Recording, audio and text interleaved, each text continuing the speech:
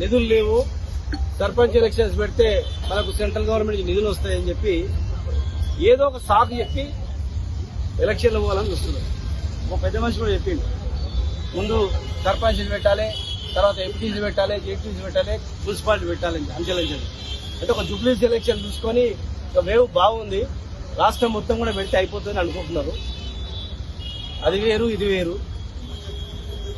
నిధులు వచ్చేటి మా అంటే మాక్సిమంగా 2-3 వేల కోట్లు రావచ్చు సర్పంచ్ ఎలక్షన్స్ పెడితే.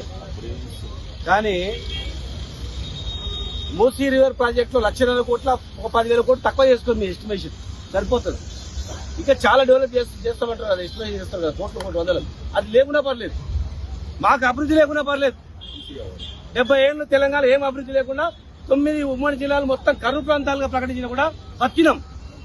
ఇవాళ ఇంకా ఏమైనా సరే బతుకుతాం, కానీ ఒక రిజర్వేషన్ మాత్రం ఇది రావాలా ఖచ్చితంగా. దీన్ని సాకు చెప్పి ఇట్లా ఖచ్చితంగా దీన్ని సాకు చెప్పి ఎలక్షన్లు పోతే మాత్రం ఎట్టి పరిస్థితుల్లో తెలంగాణ అగ్నిగుండం అవుతుంది. దీన్ని బాధ్యులు దోషులుగా ఖచ్చితంగా నిలబెడతాం. బీజేపీ పార్టీ ఒక మంత్రిత్వ శాఖ ఇస్తలేదు, బీసీ మంత్రిత్వ శాఖ లేదు, దిక్కు దివాన్ లేదు. వాళ్ళంటే మళ్ళీ చేస్తామని చెప్తారు. మీరు చిత్తశుద్ధి నిరూపించుకోవాలంటే ఇది సరైన సమయం. మీరు బిల్లు పాస్ చేయండి, మీరు అక్కడ కొట్లాడండి. ఆఫ్టర్ 42% చట్ట సవరణ చేసిన తర్వాతనే ఏ ఎలక్షన్ అయినా తెలంగాణ పోవాలి. ఏ ఎలక్షన్ పోయినా కానీ ఖచ్చితంగా బీసీలంతా ఐక్యమై మిమ్మల్ని ఎవరు ముందుకు చేస్తే వెంటాడతారు.